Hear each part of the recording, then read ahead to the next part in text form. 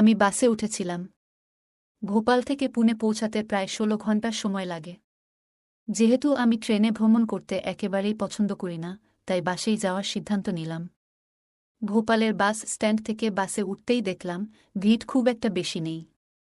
জানালার পাশের সিট পেয়ে স্বস্তিতে বসে পড়লাম। কিছুক্ষণ পর এক ব্যক্তি আমার পাশের সিটে বসে পড়লেন। প্রথমেই লক্ষ্য করলাম তিনি বড় বড় চোখে আমার দিকে তাকিয়ে আছেন।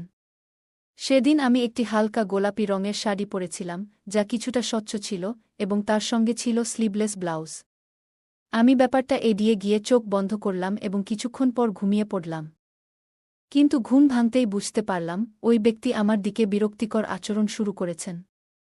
এই পরিস্থিতি আমাকে অস্বস্তিতে ফেলে দিল। তারপর বাসের মধ্যেই সে আমাকে, আমি আর ঈশান সুখী দাম্পত্য জীবন কাটাচ্ছিলাম। ওর প্রতি আমার ছিল অগাধ ভরসা। কিন্তু যখন ওর ট্রান্সফার হলো ভোপালে, আমার মনে এক অজানা দুশ্চিন্তা কাজ করছিল। প্রথমবার ওর জিনিসপত্র গোছানোর সময় আমি বলেছিলাম, আমি তোমার সঙ্গে যেতে চাই। ঈশান মিষ্টি হেসে বলল, আগে আমাকে সেটেল হতে দাও, তারপর তোমাকে নিয়ে আসব। ওর কথা শুনে আমি আশ্বস্ত হয়েছিলাম। প্রথম দিকে প্রতিদিন ফোনে কথা হতো। দূরত্ব সত্ত্বেও আমাদের প্রেম ছিল অটুট। কিন্তু ধীরে ধীরে সব বদলাতে শুরু করল। ফোন কল কমে গেল, কথাবার্তাও ফিকে হয়ে এল। একসময় মাসে একবার কথা হতো, তারপর সেটাও কমে গেল। আমি একাকিত্বে ভুগতে লাগলাম। একদিন সাহস করে জিজ্ঞেস করলাম, তুমি কি আমাকে আর দরকার মনে করো না? ঈশান সবসময় বলত, কাজের চাপ বেশি, সব ঠিক আছে, কিন্তু ওর কথায় আমি অজুহাতের গন্ধ পেতাম। আমি বারবার বলতাম, আমাদের আলাদা থাকা ঠিক নয়। আমাকে সেখানে নিয়ে যাও না কেন? ঈশান এড়িয়ে যেত। তার আচরণ ধীরে ধীরে ঠান্ডা হতে থাকল। একসময় মাসের পর মাস ওর কোনো খোঁজ পেতাম না। উদ্বেগ রাগে পরিণত হল, আর আমি ভেতর থেকে ভেঙে পড়লাম। একদিন এক আত্মীয়ের কাছ থেকে এমন একটা খবর পেলাম, যা আমার পুরো জীবনটাই বদলে দিল। তারা জানালেন, ঈশান ভোপালে আরেকটা বিয়ে করেছে এবং এখন অন্য একজনের সঙ্গে থাকছে। এই কথা শুনে আমি হতবাক হয়ে গেলাম। আমার মন বিশ্বাসই করতে পারছিল না যে ও এমন কিছু করতে পারে। আমার ক্ষোভ আর দুঃখ একসঙ্গে জেগে উঠল। সেদিন রাতে আমি নিজেকে একটি প্রতিজ্ঞা করলাম। আমি সত্যিটা জানব। পরের দিনই ভোপালে যাওয়ার জন্য আমি প্রস্তুতি শুরু করলাম। ভেতরে ভেতরে আমার মন ভীত ছিল, কিন্তু আমার আত্মসম্মান আমাকে সামনে এগিয়ে নিয়ে যাচ্ছিল। আমার প্রশ্নের উত্তর আমি চাই, ঈশানের কাছ থেকে, এবং সেই অন্য মহিলার কাছ থেকেও।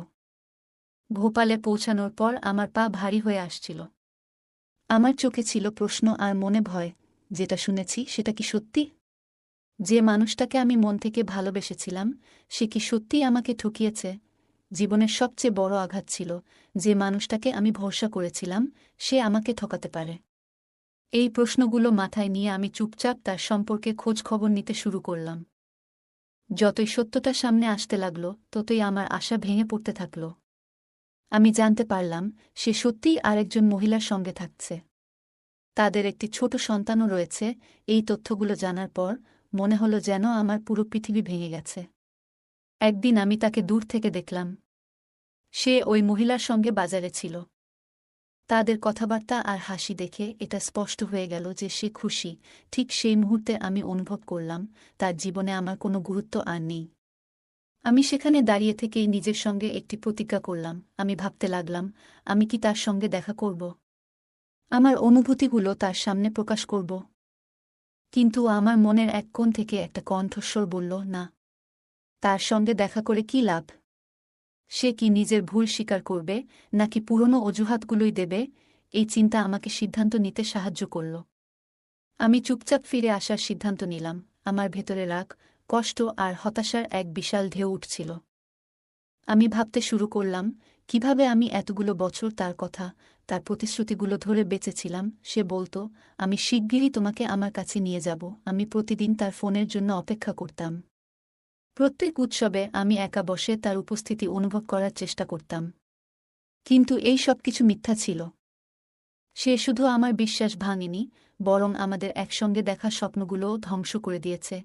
আমি ভাবতে লাগলাম, আমি কি এমন কিছু করেছিলাম যাতে সে আমাকে এভাবে ছেড়ে চলে যেতে পারল? বাস রাস্তার উপর ছুটে চলছিল, আর আমি নিজের সিটে চুপচাপ বসেছিলাম। আমার সিট দুজনের জন্য ছিল, কিন্তু বাসে যাত্রী কম থাকায় পাশের সিটটি খালি পড়েছিল। আমি সেই খালি সিট নিয়ে কিছু মনে করিনি।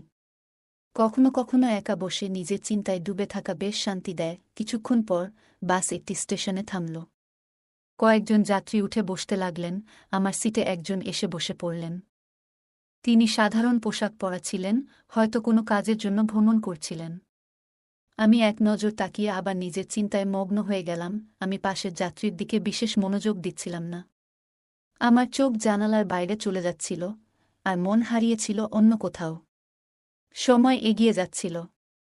দুপুর প্রায় ৩টা হবে। রোদ আর ভ্রমণের ক্লান্তি আমাকে অস্থির করে তুলছিল। আমার তৃষ্ণা পেয়েছিল। আমি ব্যাগে হাত দিয়ে পানির বোতল বের করলাম। কিন্তু বোতল খুলে দেখলাম তাতে এক ফোঁটা পানিও নেই। এক মুহূর্তের জন্য মনে হলো যেন একটা ছোট্ট হতাশা আমার মধ্যে ছড়িয়ে পড়ল। আমি বোতলটা আবার ব্যাগে রাখতে যাচ্ছিলাম। তখনই পাশের যাত্রী আমার দিকে তাকালেন। মনে হয় তিনি আমার মুখে হতাশার ছাপ দেখে ফেলেছিলেন। হালকা একটা হাসি দিয়ে তিনি বললেন, আপনার পানি লাগবে? তার প্রশ্নে আমি একটু অস্বস্তি অনুভব করলাম। কিছু বলার আগেই তিনি তার ব্যাগ থেকে একটি পানির বোতল বের করে আমার দিকে বাড়িয়ে দিলেন। এই আচরণে আমি একটু অপ্রস্তুত হয়েছিলাম, আবার একটু স্বস্তিও পেয়েছিলাম। আমি বোতলটি নিলাম এবং কয়েক ঘুঁট পান করলাম। সত্যি বলতে সেই পানিটা যেন আমার সমস্ত ক্লান্তি দূর করে দিল। বোতল ফেরত দেওয়ার সময় আমি মৃদু হেসে তাকে ধন্যবাদ জানালাম। তিনিও মাথা নেড়ে আমার হাসির জবাব দিলেন। আমাদের মধ্যে খুব বেশি কথা হয়নি। মানুষটি সাধারণ ছিলেন, কিন্তু তার এই ছোট্ট সাহায্যটা আমার দিনটাকে বিশেষ করে তুলল। আমি ভাবতে লাগলাম, জীবনে অচেনা মানুষদের সঙ্গে এমন ছোট ছোট ঘটনা কিভাবে মানবিকতা আর বিশ্বাসকে উজ্জীবিত করতে পারে। সেই যাত্রার এই ছোট্ট ঘটনা আমার মনে একটি স্মৃতি হয়ে রয়ে গেল। সন্ধ্যা প্রায় 7টা বেজে গিয়েছিল। বাস এখন দ্রুত গতিতে তার গন্তব্যের দিকে এগিয়ে চলছিল। বাইরের পরিবেশ ধীরে ধীরে গভীর শীতলতার এবং হালকা অন্ধকারের মোড়কে ঢাকা পড়ছিল। আমি জানালার বাইরে তাকিয়েছিলাম। তখন হালকা স্বরে পাশে বসা ব্যক্তিকে জিজ্ঞেস করলাম, আপনি কোথায় যাচ্ছেন? তিনি মুচকি হেসে উত্তর দিলেন, আমি পুনেতে যাচ্ছি। এটা শুনে আমি একটু অবাক হলাম। বললাম, আমিও তো পুনেতে যাচ্ছি। তিনি হালকা হাসলেন। মনে হচ্ছিল যেন আমাদের যাত্রার আরেকটি মিল পাওয়া গেল। তিনি জানালেন, তিনি ভোপালে কাজ করেন এবং পেশায় একজন ইঞ্জিনিয়ার। কথোপকথনের সময় তার কণ্ঠে আত্মবিশ্বাস ছিল। শীতকাল ছিল এবং সন্ধ্যা যত গভীর হচ্ছিল, ঠান্ডা ততই বাড়ছিল। আমি জানালার কাচ বন্ধ করলাম যাতে ঠান্ডা হাওয়া বাসের ভেতরে না আসে, তবে বাসের অন্য যাত্রীরা কিছু জানালা খোলা রেখেছিল, যার কারণে শীতল হাওয়া অবিরাম ভেতরে আসছিল। আস্তে আস্তে ঠান্ডা আমার কাছে অসহনীয় হয়ে উঠছিল। আমি যদিও একটি সোয়েটার পরেছিলাম, তবু এত ঠান্ডায় সোয়েটার যথেষ্ট ছিল না। তখন মনে পড়ল, তাড়াহুড়োর কারণে আমি শাল আনতে ভুলে গিয়েছিলাম। এই ভুল এখন আমাকে ভীষণ পীড়া দিচ্ছিল। আমি ঠান্ডা থেকে বাঁচার জন্য সোয়েটারের মধ্যে নিজেকে গুটিয়ে নেওয়ার চেষ্টা করছিলাম। তখন রাত প্রায় 10টা। শীত তখন তীব্রতার চূড়ান্ত পর্যায়ে পৌঁছে গিয়েছিল। বাসের ভেতরের লাইট বন্ধ করে দেওয়া হয়েছিল, যাতে যাত্রীরা আরামে বিশ্রাম নিতে পারে, কিন্তু সেই প্রচণ্ড ঠান্ডার মধ্যে আরামের কথা ভাবাই সম্ভব ছিল না। সোয়েটার পরেও ঠান্ডা যেন আমার হাত পর্যন্ত প্রবেশ করছিল। আমার পাশে বসে থাকা ব্যক্তিটি তার ব্যাগ থেকে একটি শাল বের করে নিজেকে জড়িয়ে নিল। আমাকে দেখে সম্ভবত সে বুঝতে পেরেছিল যে আমি ভীষণ অস্বস্তিতে ছিলাম। কিন্তু সে কিছু বলল না। আমি তার দিকে তাকিয়ে রইলাম, মনে মনে আশা করছিলাম যে হয়তো সে সাহায্যের প্রস্তাব দেবে। কিন্তু সে চুপচাপ বসে রইল। এই নির্লিপ্ততায় আমি আরও অস্বস্তি অনুভব করছিলাম। মনে হচ্ছিল ঠান্ডার থেকে বেশি এই নিস্তব্ধতা আমাকে বিব্রত করছে। আমি নিজের উপর রাগ করছিলাম। এত দীর্ঘ ভ্রমণে বেরিয়ে শালের মতো প্রয়োজনীয় জিনিস আনতে ভুলে গেছি। নিজের মনেই বিটবিট করছিলাম। মনে হচ্ছিল এই ভুল যেন এখন আমার শাস্তি হয়ে উঠেছে। আমি আমার সোয়েটার আরও শক্ত করে ধরে ঠান্ডা থেকে বাঁচার চেষ্টা করছিলাম। বাইরে ঠান্ডা হাওয়া বাসের জানালার ফাঁক দিয়ে ভেতরে আসছিল, আর সেই হাওয়া যেন এক ধরনের শাস্তির মতো লাগছিল। আমার মাথায় চিন্তার ঝড় বইছিল। আমি কি আরও ভালো প্রস্তুতি নিতে পারতাম না? এটা তো আমার দায়িত্ব ছিল। অথচ আমি নিজেরই ঠিকমতো সাহায্য করতে পারিনি। আমার পাশে বসে থাকা লোকটির নীরবতা আমাকে কিছুটা অস্বস্তি দিচ্ছিল। হয়তো সে ভাবছিল যে আমি কিছু বলবো, কিন্তু আমার আত্মসম্মান আমাকে তা করতে দিচ্ছিল না। রাত প্রায় 11টা নাগাদ বাস একটি ধাবায় থামল। আমি ঠিক করলাম গরম চা খেয়ে একটু উষ্ণতা পাব। চা নেওয়ার সময় সেই লোকটিও নিচে নেমে এলো। আমার দিকে তাকিয়ে হাসল। আমি এগিয়ে গিয়ে হালকা হাসি দিয়ে বললাম, আপনিও চা নিন। সে বলল, ঠিক আছে। আমি তার জন্য একটি চা অর্ডার করলাম। আমরা একসঙ্গে চা খেলাম এবং কিছুটা কথা বললাম। চা খাওয়ার পর আবার বাসে ফিরে এলাম। গাড়ি চলতে শুরু করল, কিন্তু রাত তখন প্রায় 12টা, আর ঠান্ডা আরও বেড়ে গিয়েছিল। এই সময় সে লোকটি বলল, আপনার যদি কোনো আপত্তি না থাকে তাহলে আমি আমার শালটা আপনার সঙ্গে ভাগ করে নিতে পারি। সে নিজের শাল খুলে আমার দিকে বাড়িয়ে দিল। আমি নিতে অস্বীকার করলাম, কারণ তাকেও তো ঠান্ডা লাগছিল। আমি বললাম, আপনি আমাকে শাল দিচ্ছেন, কিন্তু আপনাকেও তো ঠান্ডা লাগবে। এটা ঠিক হবে না। সে হেসে বলল, কোনো সমস্যা নেই, আমি ম্যানেজ করে নেব। আমি বললাম, না, নিজেকে অস্বস্তিতে ফেলবেন না। কিছুক্ষণ আমি ঠান্ডায় কাঁপতে থাকলাম। তখন সে বলল, আপনার যদি আপত্তি না থাকে তাহলে আমরা শালটা দুজন মিলে ভাগ করে নিতে পারি। এতে আমরা দুজনেই একটু আরাম পাব। আমি কিছুক্ষণ ভেবে বললাম, ঠিক আছে, কারণ ঠান্ডা আর সহ্য করা সম্ভব হচ্ছিল না। সে তার শালটি খুলে আমাকে দিয়ে বলল, আমরা ভাগ করে নিই। আমি শালটি নিজের চারপাশে জড়িয়ে নিলাম, আর সে নিজেও কাছাকাছি সরল। আমরা শালটি দুজন ভাগ করে নিলাম, এবং যাত্রা আবার শুরু হলো। রাত তখন প্রায় 1টা। বাস প্রায় গন্তব্যে পৌঁছে যাচ্ছিল। বাইরে এখনও ঠান্ডা তীব্র ছিল, কিন্তু শালের উষ্ণতা কিছুটা স্বস্তি দিচ্ছিল। তার সঙ্গে থাকা এই মুহূর্তগুলো যেন শীতের মধ্যে এক ধরনের আরাম এনে দিয়েছিল। হঠাৎ সে একটু অস্বস্তিতে সরে বসল। আমি লক্ষ্য করলাম সে একটু বিব্রত। কিছুক্ষণ পরে সে নরম গলায় বলল, ম্যাডাম, আমার হাতটা একটু জমে যাচ্ছে। যদি আপনার কোনো সমস্যা না হয়, আমি কি আপনার কাঁধে হাত রাখতে পারি? আমি কিছুক্ষণ চুপ করে রইলাম। তারপর হালকা হেসে বললাম, ঠিক আছে, কোনো অসুবিধা নেই। সে ধীরে ধীরে তার বাঁ হাত আমার কাঁধে রাখল। সেই স্পর্শে এক ধরনের উষ্ণতা অনুভব করলাম। আমরা আরও কাছাকাছি বসেছিলাম। এটি কিছুটা অস্বস্তিকর হলেও সেই মুহূর্তে তা এক ধরনের স্বস্তির মতো ছিল। আমি তাকে ধন্যবাদ জানালাম এবং বললাম, আপনার সঙ্গে এই যাত্রা খুব স্মরণীয় হয়ে রইল। ঘটনা এমন ঘটল যে আমি শীতের তীব্রতা থেকে বাঁচতে খুবই সমস্যায় পড়েছিলাম। তখন একজন অপরিচিত ব্যক্তি হাসিমুখে বলল, এতে কিছু হয় না। একে অপরকে সাহায্য করা আমাদের কর্তব্য, এবং আমি সবসময় সাহায্য করতে ভালোবাসি। তার এই কথাগুলো খুবই সহজ ও আন্তরিক মনে হল। তার সহানুভূতি আর সরলতা আমার মনকে শান্ত করল। এই ছোট্ট যাত্রাপথে একজন অপরিচিত ব্যক্তি যেভাবে আমাকে সাহায্য করেছিল তা এক অসাধারণ অনুভূতিতে পরিণত হল। আমরা একসঙ্গে শীতের সঙ্গে লড়াই করলাম এবং কিছু মুহূর্ত ভাগ করে নিলাম। এই যাত্রাটি শুধু গন্তব্যে পৌঁছানোর ছিল না, বরং বুঝতে শেখারও ছিল যে কখনো কখনো সাহায্য এবং সমর্থন এমন মানুষদের কাছ থেকে আসে যাদের আমরা কখনো জানি না, কিন্তু তাদের উদারতা আমাদের হৃদয়কে ছুঁয়ে যায়। আমি তার সহজ সরল স্বভাব খুব পছন্দ করলাম এবং জিজ্ঞাসা করলাম, আপনার নাম কি? সে মুচকি হেসে উত্তর দিল, আমার নাম বিনয়। আমি বললাম, আমার নাম নেহা। সে আবার হাসল এবং বলল, দারুণ নাম। আমি একটু লজ্জা পেলাম এবং বললাম, ধন্যবাদ। আমরা এত কাছাকাছি বসেছিলাম যে আশেপাশের লোকেরা ভাবছিল আমরা হয়তো স্বামী স্ত্রী। বিনয় বলল, আমার বাসে ভ্রমণ করার অভ্যাস নেই। আমি সাধারণত ট্রেনে যাই। তবে আজ প্রথমবার বাসে ভ্রমণ করছি। এটি বেশ ভিন্ন অভিজ্ঞতা। আমার মুখে হাসি রেখে বললাম, তোমার কি মনে হয়? আমার তো বাসে ভ্রমণ করতে খুব ভালো লাগে। তখন সে পকেট থেকে মোবাইল বের করে সময় দেখল এবং বলল, এখন 2টা বেজে গেছে। আর কিছুক্ষণের মধ্যেই গাড়ি পুনেতে পৌঁছে যাবে। তার মুখে কিছুটা ক্লান্তি দেখা যাচ্ছিল, কিন্তু তারপরও সে শান্ত এবং খুশি ছিল। সে মোবাইলে গান চালিয়ে ব্লুটুথে শুনতে শুরু করল।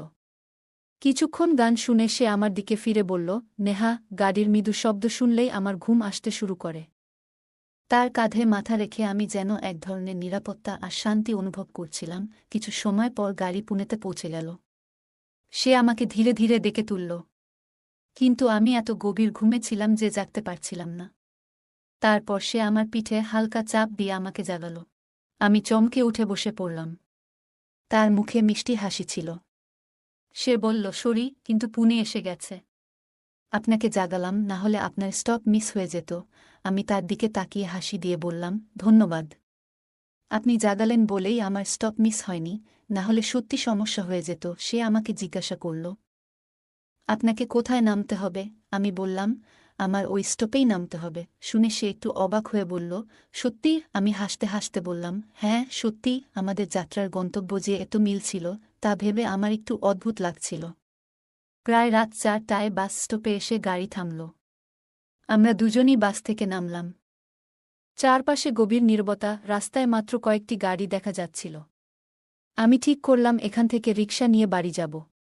কিন্তু এত রাতে রিকশা পাওয়া খুব কঠিন ছিল। বিনো তখনও আমার পাশে দাঁড়িয়েছিল। আমি জিজ্ঞেস করলাম, আপনার বাড়ি কোথায়? কোন কলোনিতে? সে বলল, না না, আমার বাড়ি এখানেই কাছাকাছি। তবে আমি রিকশা পাওয়া পর্যন্ত আপনার সঙ্গেই থাকব। তার এই কথায় আমার মন ভরে গেল। তার এমন আচরণ তার প্রতি আমার সম্মান আরও বাড়িয়ে দিল। সে মৃদু হাসি দিয়ে বলল, ধন্যবাদ। তখন প্রায় রাত 4:30। কিন্তু আশেপাশে না কোনো রিকশা পাওয়া যাচ্ছিল, না কোনো যানবাহন। তখন সে বলল, নেহা, যদি আপনার কোনো আপত্তি না থাকে তবে আপনি আমার বাড়িতে আসতে পারেন।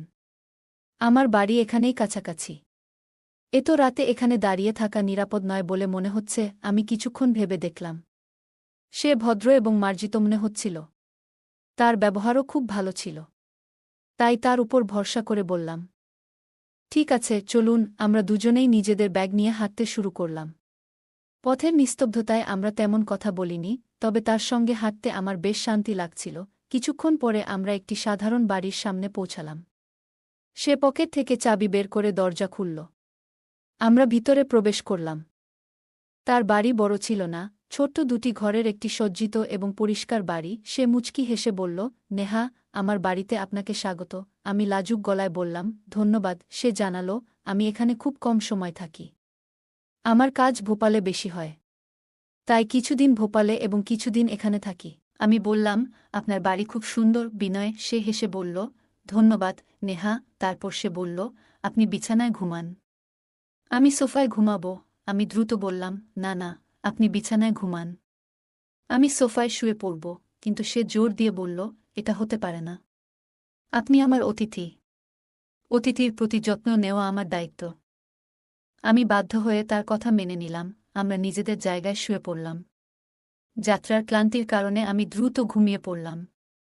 তার শালীন এবং ভদ্র আচরণ সেই রাতে আমার মনে একটি ইতিবাচক প্রভাব ফেলে। সকালে ঘুম ভাঙার পর আমি চারপাশে তাকালাম। দেয়ালে একটি ঘড়ি ঝুলছিল এবং তখন সকাল 9টা। আমি দেখলাম বিনয় উঠেই গেছে এবং ঘরের কিছু পরিষ্কার পরিচ্ছন্নতার কাজ করছে। ঘরে সামান্য অগোছালো জিনিসপত্র ছিল, যা সে সযত্নে গোছানোর চেষ্টা করছিল। সকালে যখন ঘুম থেকে উঠলাম, দেখি বিনয় আমাকে দেখে মুচকি হেসে বলল, গুড মর্নিং, আর বাথরুমের দিকে ইশারা করল। আমি বাথরুমে ঢুকলাম। সেখানে টুথপেস্ট আর ব্রাশ রাখা ছিল। আমি তা ব্যবহার করে নিজেকে সতেজ করলাম। বাথরুম থেকে বেরিয়ে এলাম, আর অজান্তেই আমার চোখ বিনয়ের দিকে চলে গেল। কয়েক মুহূর্তের জন্য আমি স্থির হয়ে গেলাম। সে শার্ট খুলে শুধু স্যান্ডো গেঞ্জি পরেছিল। তার শরীর আকর্ষণীয় এবং সুঠাম ছিল, মনে হচ্ছিল সে নিয়মিত জিম করে। কিছুক্ষণ তার দিকে তাকিয়েছিলাম। বিনয় আমার চোখাচোখি ধরে ফেলল এবং মুচকি হেসে বলল, নেহা, তুমি চা খাবে নাকি কফি? আমি বললাম, আমি চা নেব। সে তৎক্ষণাৎ চমৎকার একটি চা বানিয়ে আনল। চায়ের স্বাদ সত্যিই দারুণ ছিল। আমি বললাম, চা খুব ভালো হয়েছে। তারপর বললাম, এখন আমাকে যেতে হবে। গত রাতে আমাকে এখানে থাকার সুযোগ দেওয়ার জন্য আপনাকে অনেক ধন্যবাদ, বিনয়। বিনয় হাসতে হাসতে বলল, এতে কোনো বড় কথা নেই। আমি খুশি যে তুমি এখানে থাকতে পেরেছ। বিদায় জানানোর সময় আমি বললাম, যদি ভাগ্যে থাকে তবে আবার দেখা হবে। সে হাসি দিয়ে বলল, অবশ্যই। আমি তার কাছে নম্বর চাইলাম। সে খুশি মনে নম্বর দিল। আমি তার ফোনে একটি মিস কল দিয়ে দিলাম। বাড়ি ফিরে আসার পরও আমার মনে বারবার বিনয়ের স্মৃতি ভেসে আসছিল। তার সম্মানজনক ব্যবহার, সরল কথাবার্তা আর তার সহায়তার ভাবনা আমার মনকে দারুণভাবে ছুঁয়ে গিয়েছিল। আগে কখনো নিজের স্বামী ছাড়া অন্য কোনো পুরুষের প্রতি এমন অনুভূতি হয়নি। তবে বিনয়ের ব্যক্তিত্বে যেন একটি বিশেষ আকর্ষণ ছিল। দুদিন পর আমি বিনয়কে ফোন করলাম। সে ফোন ধরেই বলল, তুমি কোথায়? আমি আজ বাড়িতেই বিশ্রাম নিচ্ছি। কি হয়েছে? আমি বললাম, কিছু না, তোমার কথা মনে পড়ল তাই ফোন করলাম। সে হেসে বলল, ঠিক আছে, তাহলে দেখা করি কোনো এক জায়গায়। আমি তাকে বাড়ির কাছের একটি গার্ডেনে আসতে বললাম। আমি নির্ধারিত সময়ের আগে গার্ডেনে পৌঁছালাম। কিছুক্ষণ পর বিনয় এল। তাকে দেখে আমার মন একটু অস্থির হয়ে উঠল। সে জিন্স আর টি শার্ট পরে এসেছিল এবং সত্যিই খুব সুদর্শন লাগছিল। সে মুচকি হেসে বলল, কি খবর? নতুন স্টাইল কেমন লাগছে? আমি হেসে বললাম, তোমাকে খুব হ্যান্ডসাম লাগছে। আমরা গার্ডেনে বসে দীর্ঘ সময় ধরে গল্প করলাম। সে জানতে চাইল, নেহা, তুমি কি একা থাকো? আমি বললাম, হ্যাঁ, আমি একা থাকি। আমার স্বামী ভোপালে থাকতেন, কিন্তু সে আমাকে অনেক বড় ধোঁকা দিয়েছে। আমি আমার জীবনের সমস্ত ঘটনা তাকে বললাম। বিনা মনোযোগ দিয়ে সব শুনল। তার চোখে দুঃখ ও সহানুভূতির ছাপ স্পষ্ট ছিল। গল্প করতে করতে দুপুর ৩টা বাজে। আমি তাকে জিজ্ঞেস করলাম, আজ তুমি কোথায় খাওয়া দাওয়া করবে? সে বলল, আসলে এখনও কিছু ঠিক করিনি। আমি হাসি দিয়ে বললাম, তাহলে আজ আমার বাড়িতে এসো। সে মুচকি হেসে বলল, ঠিক আছে, সন্ধ্যায় আসব। আমরা একে অপরকে বিদায় জানালাম। সন্ধ্যায় ৬টা ৩০ আমি তাকে ফোন করলাম। বললাম, বিনয়, তুমি কি আসছো? সে বলল, অবশ্যই, আমি রওনা হচ্ছি। ঠিক সময়ে বিনয় আমার বাড়িতে পৌঁছাল। আমি তাকে স্বাগত জানালাম এবং বললাম, আমি আগেই খাবার তৈরি করে রেখেছি। আমরা দুজন একসঙ্গে ডাইনিং টেবিলে খাবার খেতে বসলাম। সেদিন আমি একটি হালকা গোলাপি রঙের শাড়ি পরেছিলাম, যা কিছুটা স্বচ্ছ ছিল, এবং তার সঙ্গে ছিল স্লিভলেস ব্লাউজ। খাওয়া শেষ হওয়ার পর আমরা সোফায় বসে গল্প করতে শুরু করলাম। গল্পের ফাঁকে বিনয় আমাকে বলল, আপনাকে এই শাড়িতে অসাধারণ সুন্দর লাগছে। তার এই প্রশংসা শুনে আমি হেসে বললাম, সত্যিই। বিনয়ের সঙ্গে গল্প করতে করতে আমি আমার ফোন বের করলাম। আমি বললাম, বিনয়, আমার ফোনে একটি অ্যাপ ইনস্টল হয়ে গেছে, কিন্তু আমি সেটি ডিলিট করতে পারছি না। আপনি কি ঠিক করতে পারবেন? বিনয় বলল, আমাকে দিন, আমি দেখিনি। সে আমার পাশে বসে কয়েক সেকেন্ডেই ফোনের সমস্যাটি সমাধান করে দিল। আমি তার দক্ষতায় অবাক হয়ে গেলাম। আমরা খুব কাছাকাছি বসেছিলাম। হঠাৎ বিনয় বলল, নেহা, সেদিন যখন আমরা একসঙ্গে যাত্রা করছিলাম, আমার খুব ভালো লেগেছিল। আমি বললাম, হ্যাঁ, সেই রাত আমার জন্য স্মরণীয় ছিল। আমাদের দৃষ্টিগুলো একে অপরের সঙ্গে আটকে গেল। ধীরে ধীরে সে আমার হাত ছুঁয়ে দিল এবং গভীরভাবে আমার চোখের দিকে তাকাল। তার মুখ আমার এতটা কাছাকাছি এলো যে মুহূর্তটা যেন থমকে গেল। আমি ওকে যতটা চিনেছি, তার সরলতা আর আন্তরিকতা সবসময় আমাকে টেনেছে। সে এতটা কাছে আসলেও আমার মনে কোনো অস্বস্তি জাগেনি। কিছুক্ষণ পরে আমরা যখন একটু দূরে সরে দাঁড়ালাম, তখন তার চোখে এক ধরনের লজ্জা আর দ্বিধা ফুটে উঠল। বিনয় বলল, আমি দুঃখিত নেহা। আবেগে কিছুটা ভেসে গিয়েছিলাম। এটা ইচ্ছাকৃত ছিল না। তার কণ্ঠে ছিল আন্তরিকতা এবং মুখে ছিল এক ধরনের দুশ্চিন্তার ছাপ।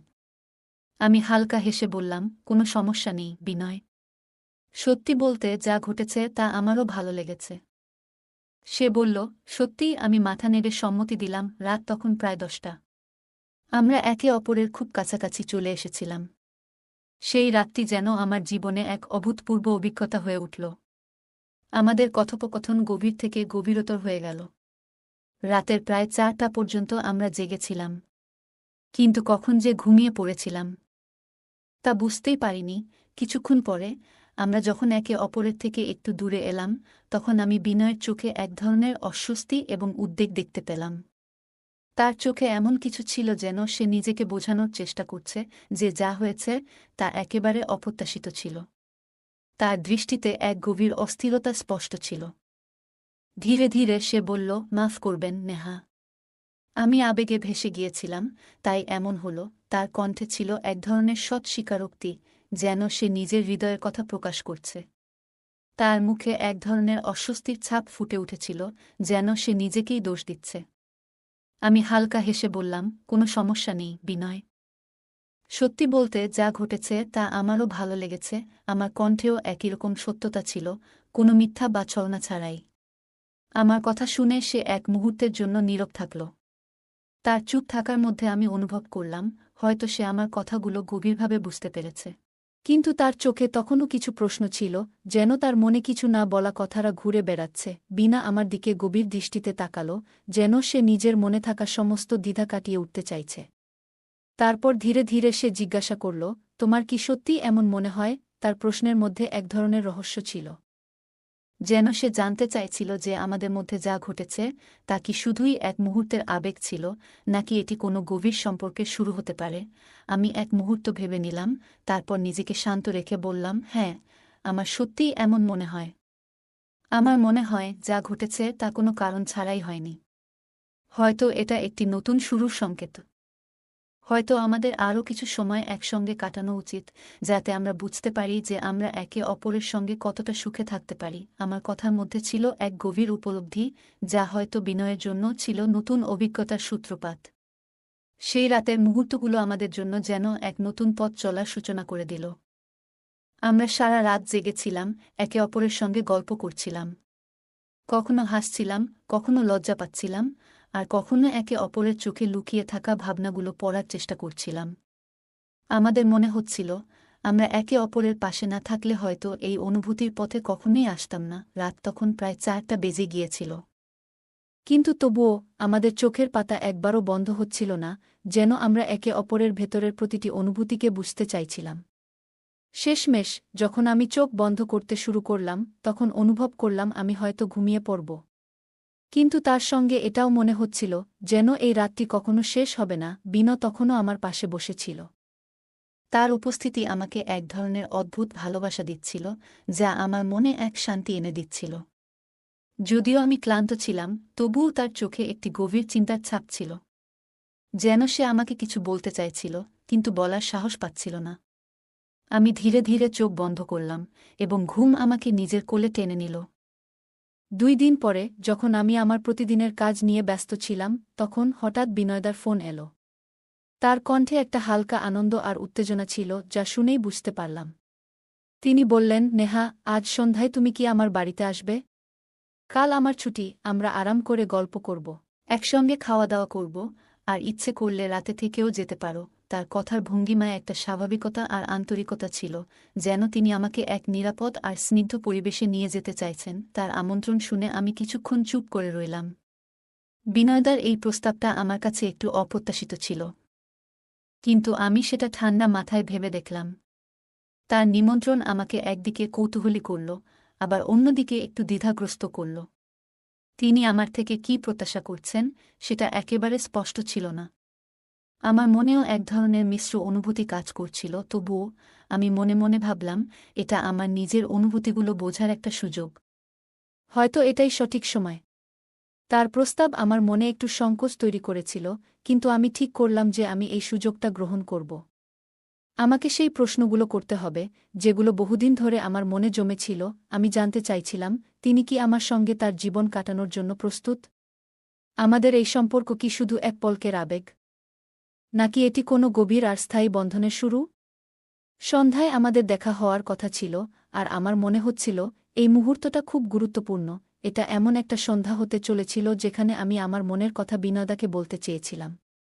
তার উত্তরের উপর নির্ভর করছিল আমার জীবনের পরবর্তী পদক্ষেপ। আমি বুঝতে পারছিলাম, এই সন্ধ্যা হয় আমাদের জীবনে এক নতুন অধ্যায়ের সূচনা করবে, নয়তো সবকিছু থেমে যাবে। তবুও আমি নিজের কাছে প্রতিজ্ঞা করেছিলাম, আমি সেই প্রশ্নটা সম্পূর্ণ সহজভাবে করব, যাতে বিনয়দা কোনো চাপ অনুভব না করেন। আমি চাইছিলাম তিনি স্বাভাবিকভাবেই তার অনুভূতিগুলো প্রকাশ করুন। আমি বিশ্বাস করতাম, তার প্রতিটি কথা তার হৃদয়ের গভীর অনুভূতির প্রতিফলন হবে, আর সেখান থেকেই আমি আমার পরবর্তী সিদ্ধান্ত নেব। সন্ধ্যাটা যেন আমার জীবনের এক নতুন অধ্যায়ের সূচনা হতে চলেছিল। আমি তাড়াতাড়ি তৈরি হলাম এবং ভাবছিলাম, আমি কি সত্যিই প্রস্তুত এই পদক্ষেপ নেওয়ার জন্য?